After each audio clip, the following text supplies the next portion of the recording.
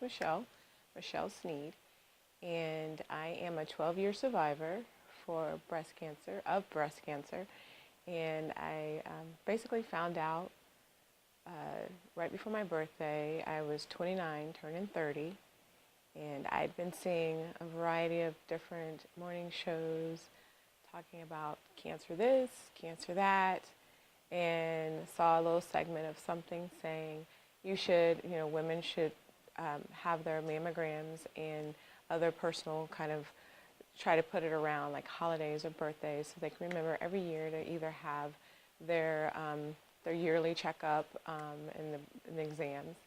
So I just thought about it. I had actually got a puppy and fell over my puppy and bruised a spot on my chest, and it didn't completely heal. And I was wondering, like, it's kind of still sore and still a lump.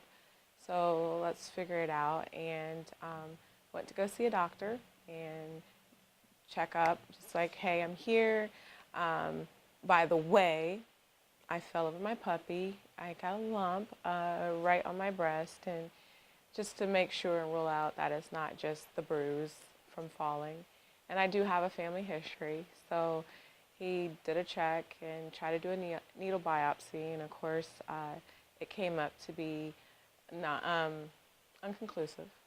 And then he sent me for a mammogram, and had scheduled it. And just luck of the draw, the day that I went to go see him, when I came home later on that day, I had a surprise birthday party. So, hey, it was kind of like, whoa, and I'm like, hey. So that following Monday, I went in and had a mammogram, and then it was my birthday, and my test results came back being unconclusive. So getting calls from doctor to doctor to doctor, and went in to see my doctor, and he's just like, all right, so let's set up an appointment, see you surgeon. And basically, that's where it all started in February, 2005. But before that, like I said, with family history, my birth mother was diagnosed at age 42 of breast cancer, and she had a supreme case. She'd been scared and didn't want to go into the hospital or to the doctor, and had been experiencing some pain and some swelling in the arm and the leg. And a family member was like, okay, and they put her in a car, took her to the hospital.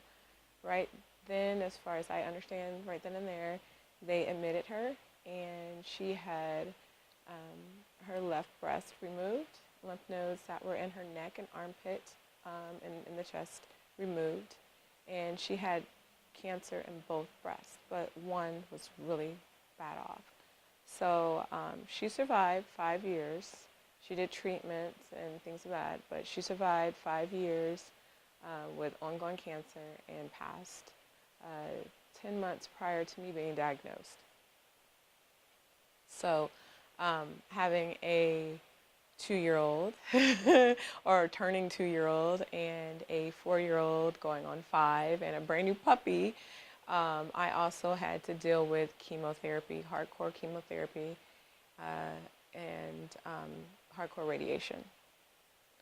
So that was my beginning of my journey. And then, of course, surviving that, I did. I actually had my oldest sister get diagnosed and with breast cancer almost a year and a half after I did, but she also lost her life a year and a half after I did, and she was only 34. So that was really hard, and found out some years later, an aunt had got diagnosed with breast cancer, and shortly, probably a year or two later, she had lost her battle to breast cancer. And then just this July, my youngest baby sister at age 33 lost her life to breast cancer. So it's a big thing. It's been my world. It's been more than just my world. It's my everything. It's my breath. It's my I don't think it's my curse. It's more or less my blessing, and I use that to get out and talk to people. I know when I was experiencing it, I was just very talkative about it. Didn't hide it. Wasn't ashamed. Very vocal. and talked so much about it at the gym that I belonged to at the time that a lot of the guys working out in the gym came up and told me, wow, just listening to you talk, I went and said something to my wife, told my wife, you know, have you checked your breasts? Have you gone and had your mammogram? And it made them more attentive to their mother, their sister, their wives, girlfriends, and such, and children, their daughters, to keep them, to check them. And it was kind of interesting that I had a guy come up to me and tell me, yeah, I told my wife she needs to set an appointment and go. And I'm like, oh, okay. Okay, that was great. So yeah, I've been learning and learning from it, all the different things that I've gone through, and just trying to give back, basically. That's really what I try to do. I've been a part of the American Cancer Society Making Strides movement for 10 years now. So I'm a 12-year survivor, but of course that first year I couldn't participate. And then there was a year that I had my surgery, and I couldn't participate during that time. But I have been consistently participating, yeah. I honestly keep looking for the light in every situation. So, of course, initially when you first get diagnosed, you're kind of like, wow, what? Are you sure? And then, you know, you kind of get that, why me? Like, wait a minute. Like, which I did. I can't lie and say I didn't say, whoa. I mean, I'm just turning 30. So I've got young babies. I don't understand. I didn't live in a hazardous, you know, I didn't work in a hazardous place. I did all the good things. I ate well. I was fit. I wasn't into drugs or this or that. And it just so happens that this is what you're given. So, and my thing was always to find the positive in it. So I do believe that I was starting to lose myself and lose who I was. And I knew I do like to talk, and I didn't have a gift. It wasn't like a gift. It was nothing I was doing with it but socializing here and there and starting, you know, raising kids and everything. So I took all of that and I basically asked the question, like, so what am I supposed to learn from this? That was really it. 1 second I thought, why me? And then I came to it about a day or so later. What am I supposed to learn from this? I'm supposed to take something from this and do something with it. So what do I do? And the first thing was to separate myself from people that felt like they were giving you a positive story, but in turn their positive story had a dark side. And you're already worried about your outcome and what's going to happen. So I had to separate myself from them and pretty much block them.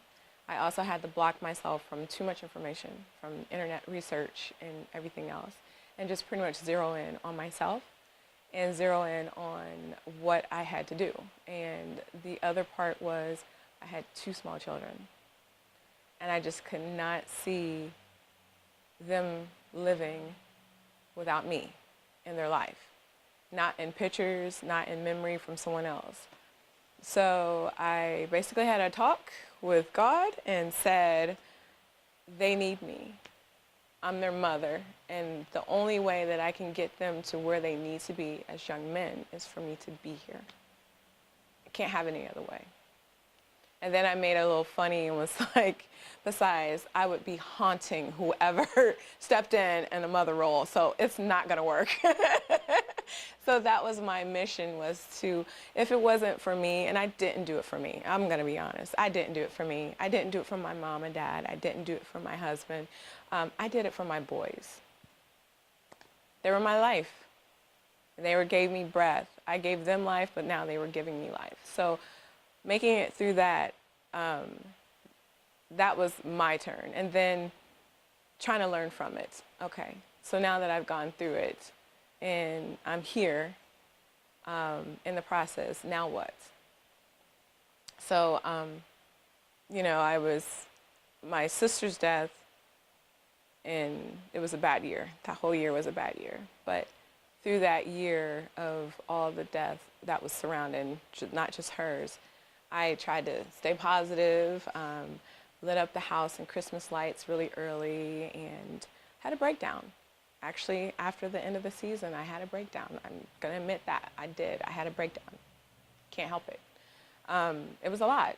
So I got information regarding her test results, and I said I couldn't let her death just end there. So I had to use that information to get myself further. So mind you, I'm only 2 years out at that time. So I decided, after looking at my test results and blood work and going back and forth to the doctor about my the genes, or actually basically my family history, I went ahead and chose to do the genetic testing for the BRCA1 or BRCA2 mutation. And of course, being that I was a young person of breast cancer and sister and birth mother and all of that, it came to that I do have a mutation in the BRCA1 gene. So with all of that, there was more information to continue to be here and steps that I needed to take to continue to be here.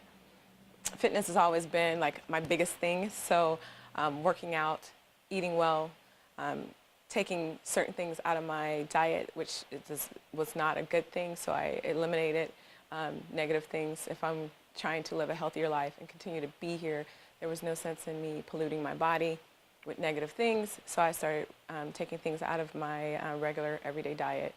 I went ahead and chose to have the bilateral mastectomy with the reconstructive surgery, with talking to my team of doctors, which they're great, wonderful, wonderful group. It was the best decision to do. And then after that, getting the information regarding the bilateral mastectomy and like starting that process, which was actually 10 years ago, all these anniversaries.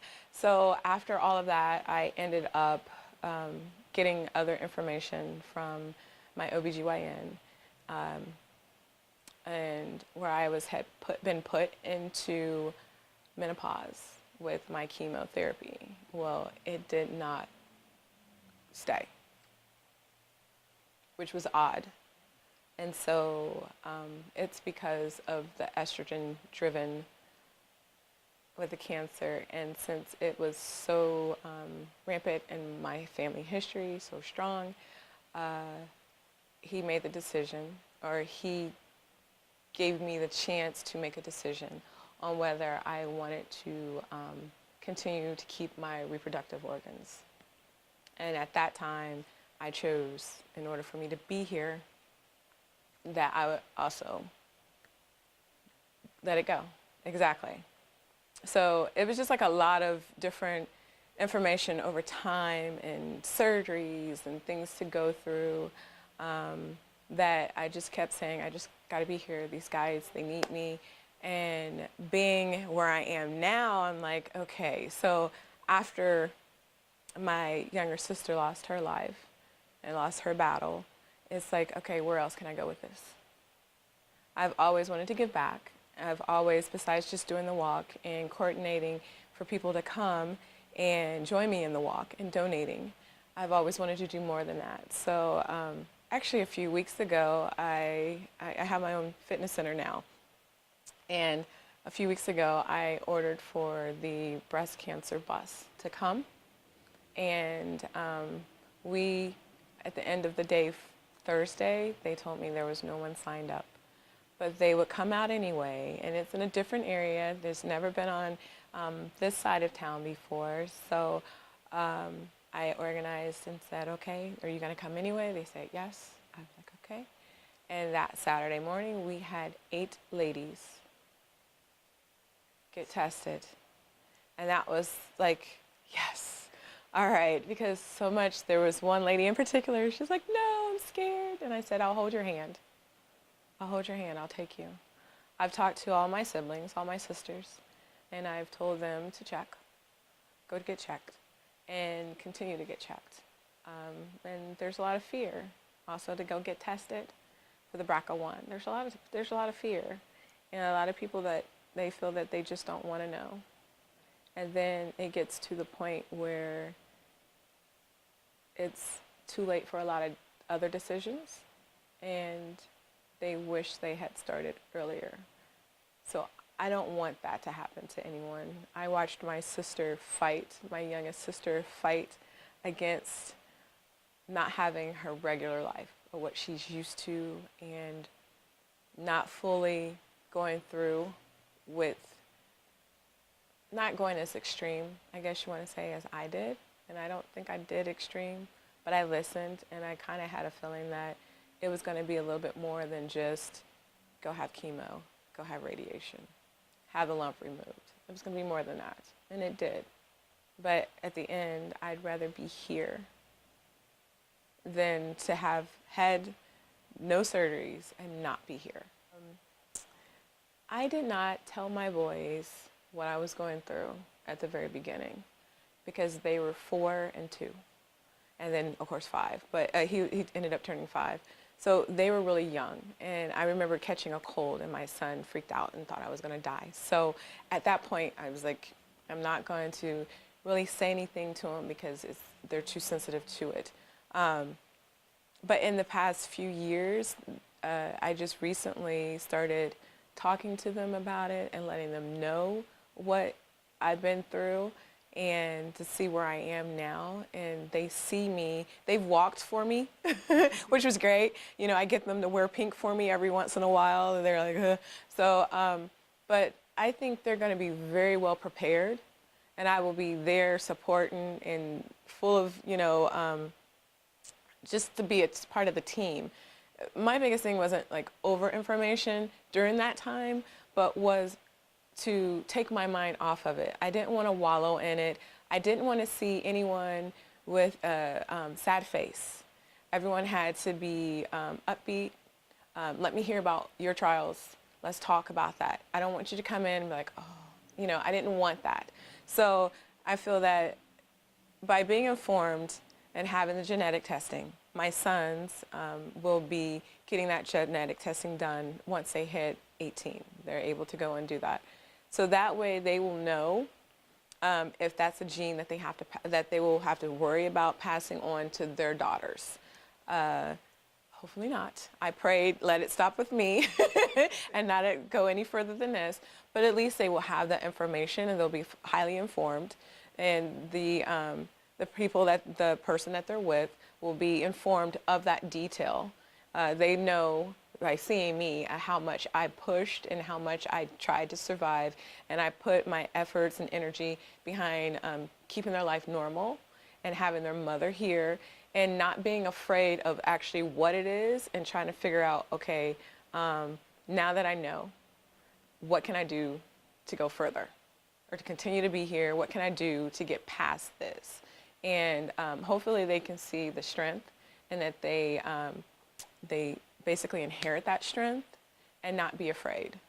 And it's on everything, that they're not afraid of so what's the diagnosis? Because of the fear. It's the fear.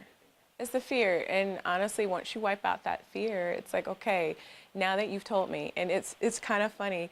When I had my surgery, I did not know yet if it was cancer.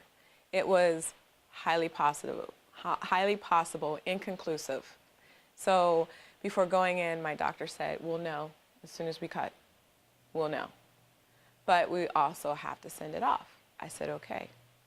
So I remember waking up in recovery, and it was interesting. My husband and my mother was next to me, and I'm like trying to force my eyes open. And actually before that, when I was coming out, the doctor was, you know, letting me know, hey, we're done, everything is good. And I said, did you see it? And he said, yes. And he says, we'll talk more. I faded back out. When I woke up in recovery, my mother and my husband were there. And I said, so what was it? And he was like, well, it really wasn't what we wanted to hear. Okay, I don't understand what you're trying to say. What was it? What happened? What was it? And, well, it's what we feared. Okay, just tell me, what is it? And he said, it was malignant. I said, okay. And I said, so now what will you do? And that was it. It was okay. It wasn't no tears, no bawling, no. It was just like, okay, now that I know, where do I go from here? And that was my challenge to the doctors. Okay, where do I go from here? And the blessing about my tumor, as big as it was encased in a skin or whatever, sac. And the ball of cancer, you can see it. It was red and it was malignant. You can see that tumor. And that sac was benign. So it was a blessing. And I just felt that it would have been more, but I said no. And so from the moment that I said no, I've been okay with it. Everyone's like, aren't you afraid? I catch my breath every time I go in and get blood drawn and have a scan. I kind of like, and then I blow it all out because I've already decided for myself. It won't be another time. It won't be a reoccurrence. I'm done. Done with cancer. Done with cancer. So yeah, just basically with the kids and with life, it's just conquer that fear by facing it head on, straight on. And it's in your face. You see it. It's not as scary any longer. It's the facts. So the unknown is so much scarier than the known. You know, you wonder, oh my goodness, what is that? It's in the dark. You're like, oh my goodness, what is that? You flip on the light, it's a sock. That's all it is. And so you're like, I feel really silly. No, I didn't want to have that fear. I wanted to take that fear away from cancer and get back my power. I was first affected in my early 20s. My stepmother died of breast cancer. And then about 5 years later, my aunt died of breast cancer. She was 40 years old. It affected me health-wise when I was 40. I had my first mammogram, which, you know, they say have it at 40, and my annual doctor's exam was coming up, and I knew she told me to have my mammogram, so I scrambled to get it in. And on that first mammogram, they found suspicious stuff, so that's when I was first diagnosed. I was 40 years old. When Monica first told me about the results, didn't know what to feel. You know, wasn't in the room when the doctor talked to her. You know, I didn't get the explanation. You know, I just know breast cancer from, you know, just mass media at that point. No history of breast cancer that I was aware of.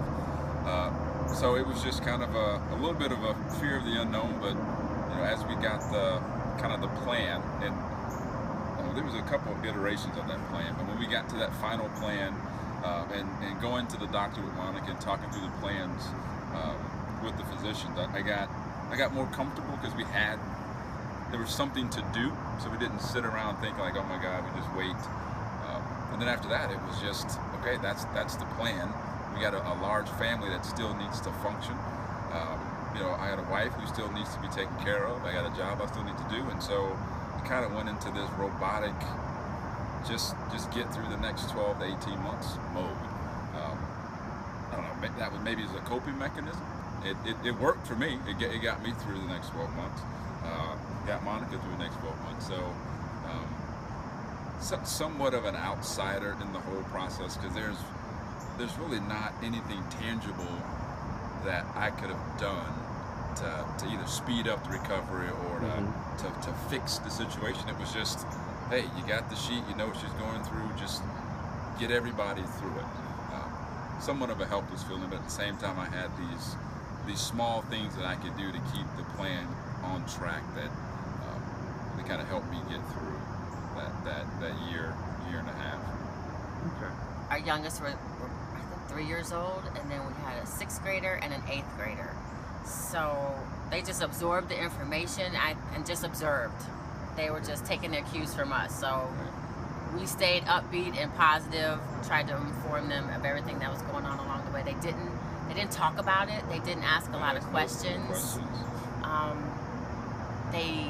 I think they were a little scared when they visited me in the hospital, because I'm sure that was a frightening sight for them. I was just different, just being in the bed with all these tubes.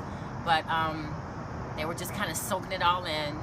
And then throughout chemo, again, I think they would just make observations. And after chemo, I would be down for about a week or so. and they just kind of maintained. So they didn't keep their distance, and they weren't scared of me, but they didn't ask a lot of questions and do a lot of talking. It kind of became our norm for a while. So maybe the first couple of times it was kind of like, wow, where is she? It was like, hey, no, she's rested. But then after that, it was a rhythm, and it was just kind of like, oh yeah, she just got back from chemo, so Dad, what's for dinner? Or they knew I'd be sick that for kind a of few thing. days. So I don't know. We kind of, I don't want to say we embraced it, but we didn't go into this woe is me mode. It was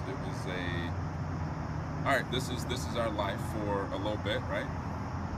We'll make the best of it. You get healthy, back on your feet, and so if you were to ask our kids to like tell their story, I'm not even sure this would come up until you reminded them, and then they'd probably say, "Oh yeah, remember that time Mom was in the hospital? She did, she did, lose her hair, but I don't think it impacted them in a negative way." And again, we tried to, not put a happy face on it, but we did not want to scare them or scare ourselves for that matter. So. Now you might talk to them and they'd be in therapy in their 20s, but because we didn't do it right. Until then, I think we handled it the best way we knew how, without, like I said, derailing their lives. And they're young, they should still have fun, and we tried our best to keep that intact. So like I said, I don't know. Time will tell if we did a good job or not. I did. Okay. I had great doctors around me, and they didn't. Sometimes they didn't know all the answers, but they knew the plan, and they knew what to try, and they were really good at educating me on what was happening. And it was still overwhelming, so Maurice would be with me, and he would have to tell me again and again. So I didn't know that I needed a support system, but I wouldn't have been able to get through that without the support system that I had. So that is the key, because every breast cancer case is different. Every chemotherapy treatment is a little different with different effects. So, and then the recovery and the side effects of that stuff is different for everybody. So you have to have a support system. And, I had it right from the bat. I didn't have to go look for it. I didn't have to go search it. It was much easier for me because, I had Maurice taking care of me and taking care of the kids. And I had him who was answering questions about what the doctor said 2 weeks ago that I forgot. And, family and friends. So that is definitely. And if I had to tell anyone who was facing a diagnosis of breast cancer, lean on your support system. Yeah, don't be a lone wolf. Yeah. My name is Tamber Smoot, and my survivor story. Try to skim through it. Well, February of last year, I went to the doctor for my regular, annual checkup with the female doctor.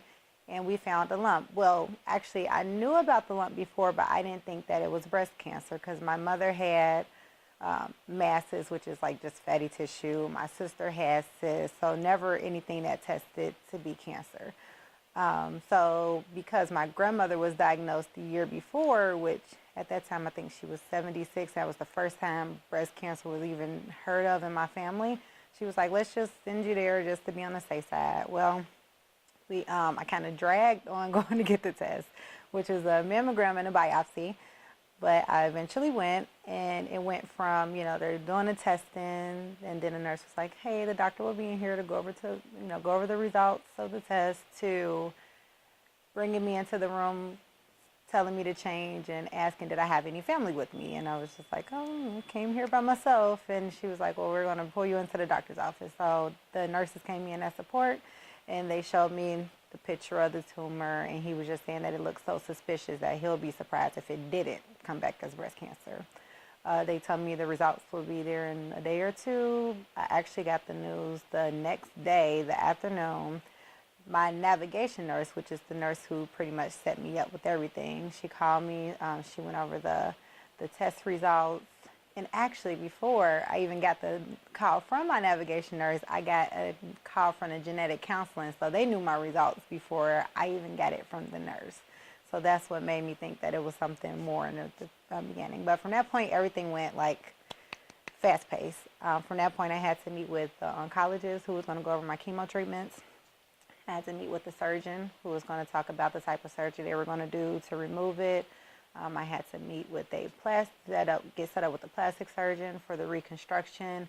And then we had to coordinate everything on the same schedule as well. The way that they determined my treatment was pretty much the doctors went on a panel with other doctors at the hospital, and they decided, off of the size of the tumor, which I believe it was a 2B, so there's different stages. So I was stage 2A is what my stage was because of the size of the tumor itself.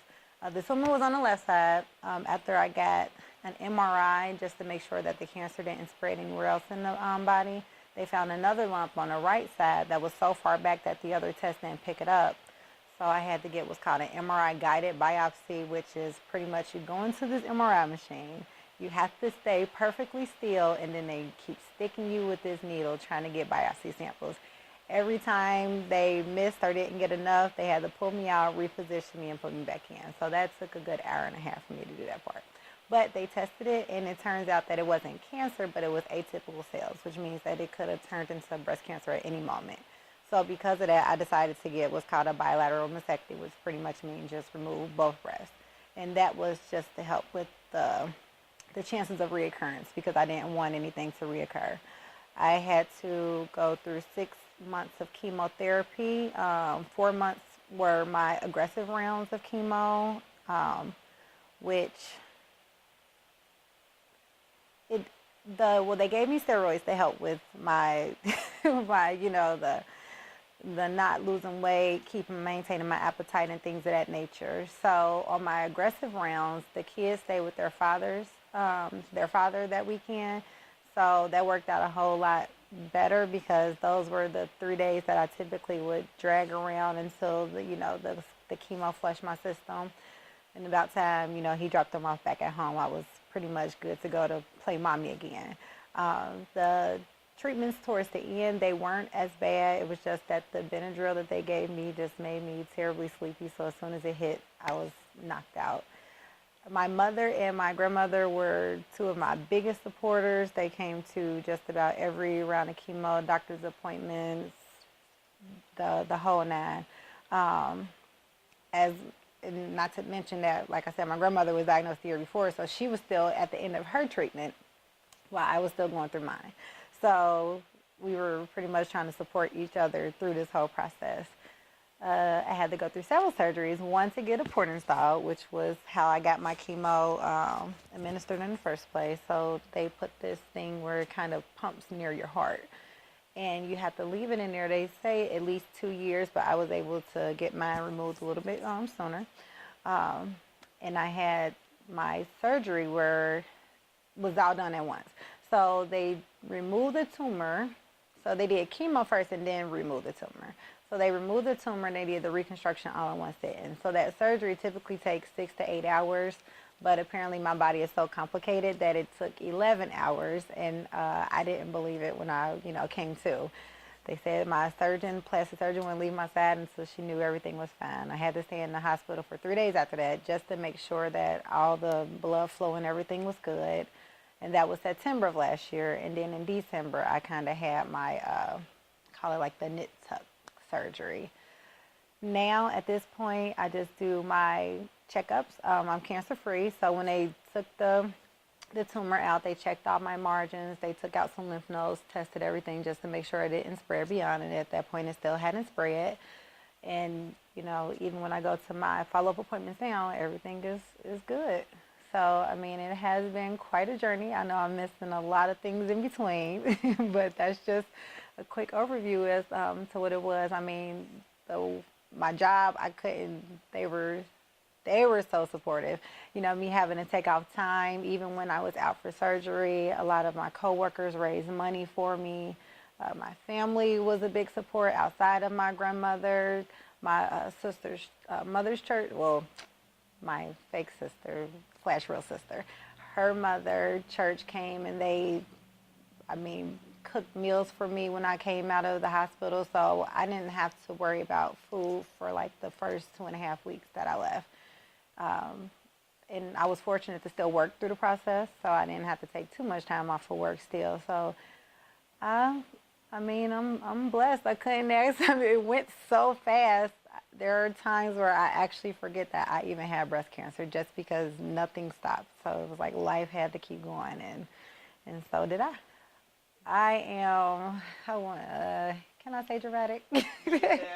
If I didn't see her go through it at the time when she got diagnosed, I was selling life insurance still, but I made my own schedule. I was independent. So I went to all of her chemotherapy appointments, most of her doctor's appointments. I seen her push through it. She still worked. She still did everything. And it was just like, I can't make excuses. If my grandmother can get through this at age 76 and push through, there's no reason that I couldn't. Because ours both were caused by estrogen. So, yeah. Because I was 30 when I was diagnosed, she actually has to start getting mammograms at age 20. So, I mean, we briefly touched on it now. Of course, they don't understand the full scope of everything that was going on. They barely realized that I was sick. The thing that triggered them that there was a huge difference is when I lost my hair. I forgot that part. But, yes, I lost all my hair. And it kind of took them back like, hey, what's going on? But they got used to it and they got over it. I kind of promote, we're not terrible eaters. We do a nice balance of like our burgers / fruits and vegetables. But I do want her to remain, fairly healthy and active just to kind of prayerfully, be preventative measures to her possibly getting it.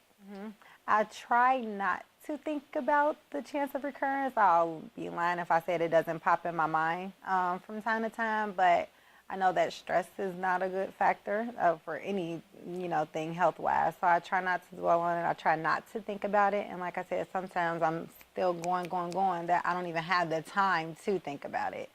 I know that with the surgery that I had, my chances of reoccurrence have gone down greatly. So I feel like I chose a lot of measures to kind of do away with that thought. She's probably stronger than me. She is very driven and focused. She's fearless. She asks questions. She's very intuitive. I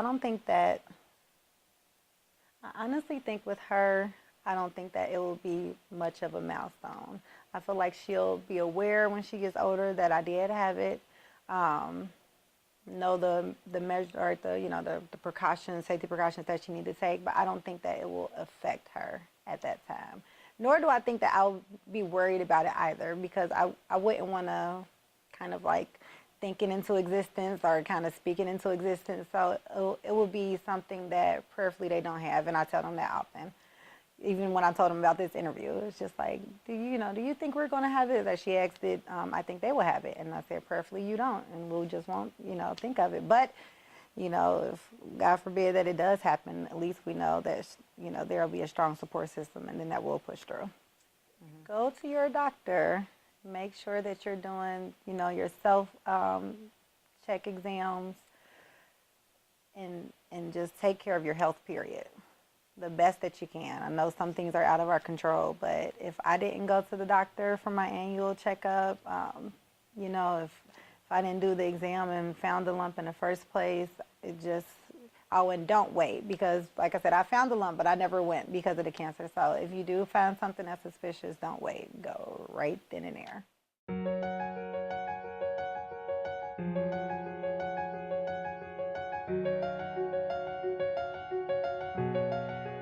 We found a lump. Well, actually, I knew about the lump before, but I didn't think that it was breast cancer.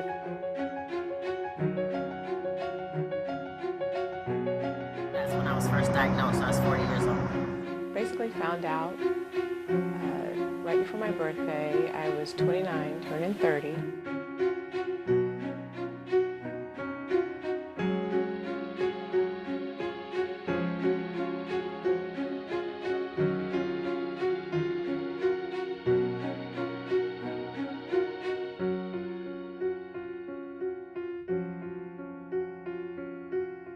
Lean on your support system.